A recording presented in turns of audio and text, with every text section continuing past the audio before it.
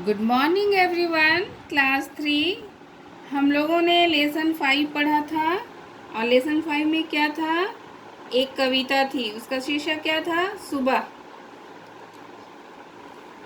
और उसमें हम लोगों ने पढ़ा था कि सुबह होते ही सभी अपने अपने कामों में लग जाते हैं और इंसानों की तरह ही पशु पक्षी भी अपने अपने कामों में लग जाते हैं और प्रकृति भी हमको यही संदेश देती है।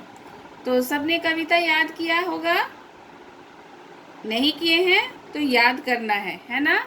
चलिए हम लोग एक बार कविता पढ़ते हैं, उसके बाद हम लोग रिवीजन करेंगे। सूरज की किरणें आती हैं, सारी कलियां खिल जाती हैं, अंधकार सब खो जाता है, सब जग सुंदर हो जाता है। चिड़िया गाती है मिलजुल कर, बहते हैं उनके मीठे स्वर, ठंडी ठंडी हवा सुहानी चलती है जैसे मस्तानी।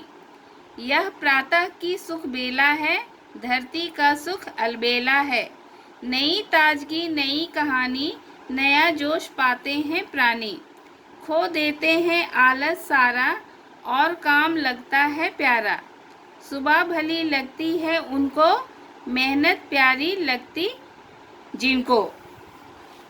मेहनत सबसे अच्छा गुण है, आलस बहुत बड़ा दुर्गुण है, अगर सुबह भी अलसा जाए तो क्या जग सुंदर हो पाए। यानी कि कविता में बतलाया गया है कि जब सूरज की किरणें आती हैं तो कलियां खिल उठती हैं, अंधकार दूर हो जाता है और जिसके द्वारा से सारा जग यानी पूरी दुनिया सुंदर दिखाई देने लगती है। और सुबह के समय में चिड़िया भी मीठे स्वर में गाती है और सुबह के समय में कैसी हवा चलती है, ठंडी ठंडी हवा चलती है ना। और यह प्रातः यानी सुबह का बहुत ही सुख का समय होता है, बेला यानी समय होता है, सुख का समय होता है। और इस समय लोगों को क्या मिलता है, नई ताजगी और नया जोश मिलता है और इस तरह से लोग क्या करते हैं, सारा आलस खो देते हैं और अपने अपने कामों में लग जाते हैं। तो सुबह किनको प्यारी लगती है, बतलाया गया है इस कविता में, सुबह मेहनत करने वालों को अच्छी लगती है, प्यारी लगती है और इसलिए मेहनत को सबसे अच्छा गुण बताया गया है और आलस को सबसे बड़ा दुर्गुण यानी बुरा गुण बतलाया गया है।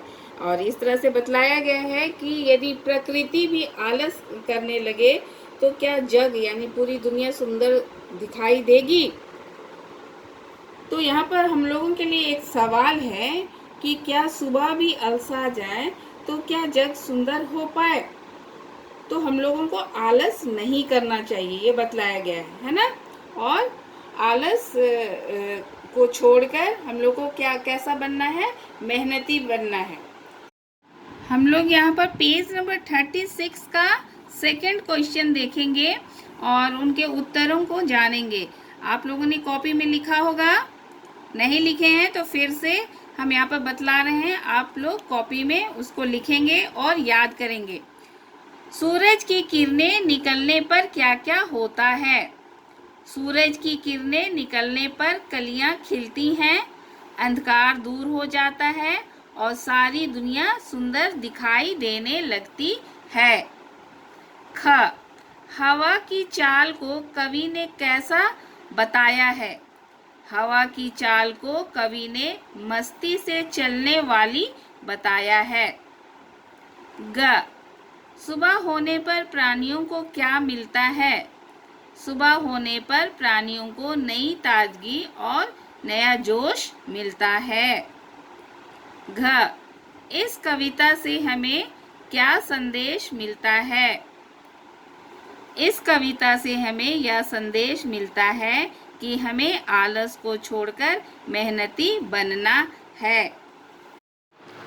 यहाँ पर मैंने खाली स्थान भरने के लिए दिया है ना। तो खाली स्थान आप भरेंगे और जब आपको कविता याद रहेगा तभी आप खाली स्थान को भर पाएंगे, इसलिए कविता याद करना जरूरी है।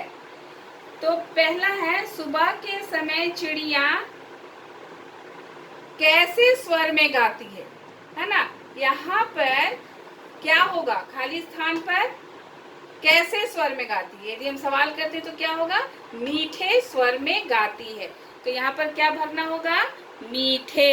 सुबह के समय चिड़िया मीठे स्वर में गाती है।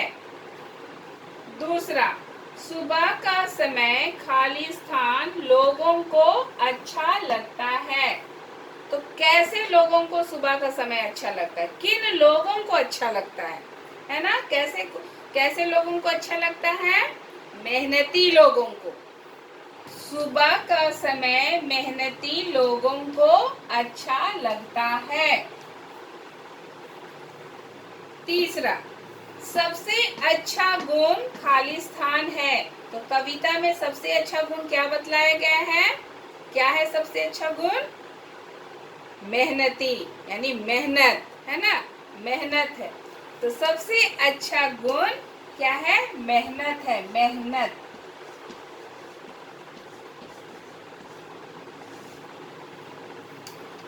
4, सुबह के समय खाली स्थान हवा चलती है। तो सुबह के समय कैसी हवा चलती है? ठंडी ठंडी हवा चलती है।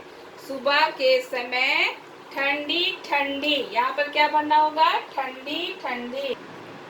सुबह के समय ठंडी ठंडी हवा चलती है।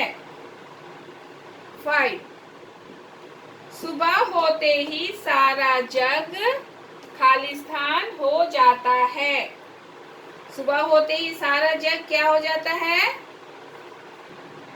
सुंदर हो जाता है। तो यहाँ पर क्या भरना होगा? सुंदर। सुबह होते ही सारा जग सुंदर हो जाता है। 6, सूरज की किरणों से सारी खाली स्थान खिल जाती हैं। क्या खिल जाती हैं? कलियां खिल जाती हैं। तो क्या भरना होगा? कलियां। सूरज की किरणों से सारी कलियां खिल जाती हैं। तो इस तरह से आप पढ़ पढ़ कर याद करेंगे।